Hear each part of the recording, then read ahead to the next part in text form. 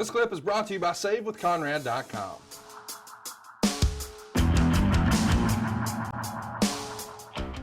Of course, we're watching a show that was taped at Center Stage back on January 11th. It's airing on January 16th, so just 5 days ahead of time. So this is a weeknight here in Atlanta. And there he is, Barry Windham, sporting the goatee, flying Brian Pillman with the Bengal tights. And how about Steve Austin with a head full of hair and a bowl cut to boot?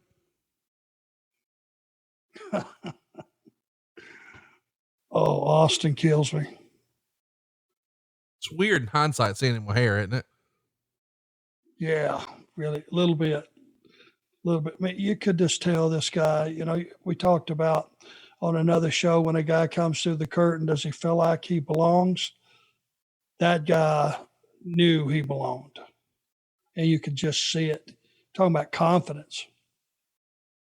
An old friend of yours recently, was talking to me about Barry Windham, and he said he didn't chase it chased him.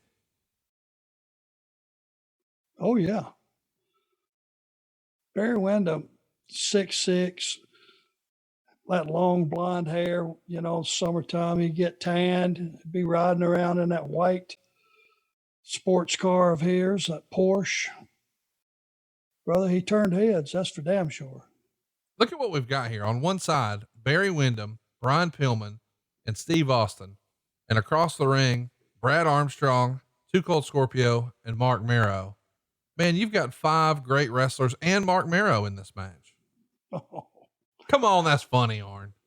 Oh, that's brutal. Yeah, we've talked about him before, and I was telling Eric Bischoff, he might be one of the biggest fumbles of all time as far as a gimmick. And Eric was like, what do you mean?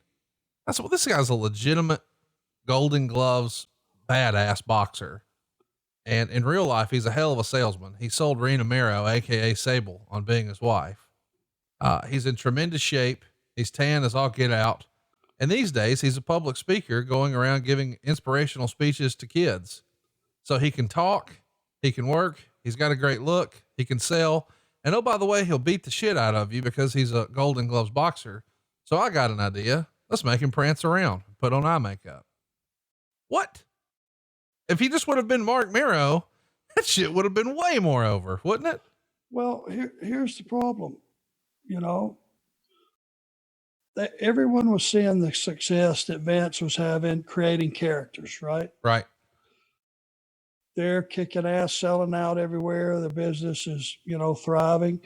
So someone in a position wanted to start sticking characters on guys because they thought that's what the industry was heading towards. Right. You know, you have to be smart enough to know some of these guys, they don't need anything. Right. And I think it was follow Vince.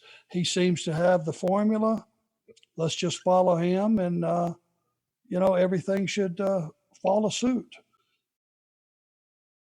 I think as legend has it, Dusty was really fond of the Johnny B. Bad character. And there's no doubt Marrow pulled it off, but I just can't help but think in hindsight, you know, he could have been anything else and maybe had a better run. Yeah. I mean, look at the body on the guy. I mean, yeah. Handsome, looks like $1 million. Yeah. He looks like a celebrity. Every now and again, you see a guy and you're like, I don't know who that is, but he's somebody. And Mark Marrow had that look. Absolutely. It's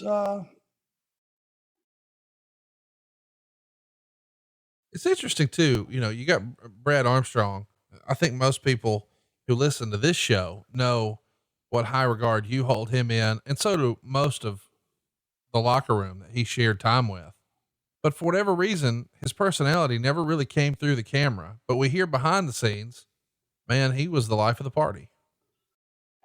Brad was, the energy of the locker room. He would just dart in the door, walk around, mess with everybody, dart right back out the door. You wouldn't see him for a while. He'd come. I don't think Brad ever sat down at a show, maybe just long enough to put his boots on. He just had that infectious energy, and he was so polished, such a great performer. And the big issue with Brad was, I don't think once that that red light comes on, Conrad, it was like somebody stuck a knife in them and let the air out of them. It was the kiss of death for a lot of careers. That's the reason you had to recognize if you had a talent. Midnight Express, Dennis Condrey, Bobby Eaton were not great talkers. So what did they do? They put Cornette with them that was a great talker, Right. which means they didn't have to talk. And they shouldn't have talked very often. Mistakes were made along the way with some guys, giving them gimmicks that were so hokey that they weren't going to get over. It just pissed the audience off, and a lot of those were baby faces. Let's talk about where we are here. This is coming to us from Center Stage. As a fan, I always loved Center Stage. I thought it looked great. I haven't been able to see wrestling yet there, but I will one of these days. But our old pal Tony Schiavone says, Conrad, the building was a piece of shit. What say you? Yeah, it was. It was dirty in the back. There wasn't enough locker room space. But it was a big enough arena that you could fit enough people. And we're back to that. See how dark it is? Yep. That however many fans that was, 300 or whatever it may be. Not sure what it would hold, but they would get loud when something was on that they liked. And because they weren't fearful of, hey, they're looking at me. I'm embarrassed. They're looking at me. Didn't have that issue. So it served its purpose. I freaking love that neon sign you see hung on the back wall of WCW Saturday Night. Where do you think that wound up? You think Jackie Crockett maybe still has that somewhere? It's entirely possible. Jackie's got a bunch of condos at Myrtle Beach, right? Oh, I didn't know that. Or he did. I think he owns the entire complex. I bet you he's got that sign hung out front. I'm really surprised you don't have it hung over your bed. Just as like a steel sign, the light's on, that means it's Spinebuster time or something. No, when the sun goes down, the Anderson residence is off limits. There you go. I want to mention these tapings at Saturday night.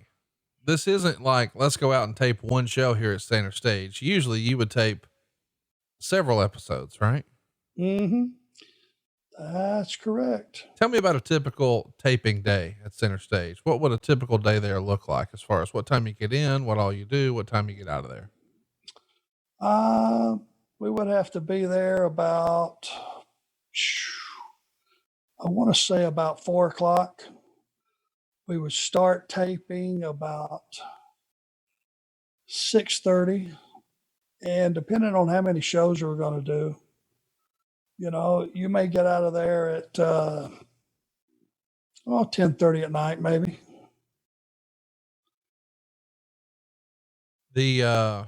In this era, you're still living in Charlotte. Are you staying in a hotel or are you just driving back? Well, if we're there just for one day, I will usually drive back. Yeah. If we're staying over a couple of times, we stay out by the airport at the Marriott. Because the Gold's Gym was out there. It was very close, and the Marriott was just, we'd stayed there for so long, and the people, we all knew the bellman and everybody, and the room service people would keep room service open late for us, and a lot of perks to being platinum American Express, especially when you got 5 platinum American Express guys standing there going, hey, would you mind keeping room service open a little bit longer? Right. Usually carried a little stroke. You know about that. Hey, it's Conrad Thompson. Thanks for checking out the podcast here on YouTube. Be sure to hit the subscribe button and the notifications bell so you get a notice anytime we upload some new content. And go save yourself some money right now. If you're in a 30-year loan or you have credit card debt, it's not a matter of if I can save you money. It's a matter of how much. Find out right now for free at SaveWithConrad.com.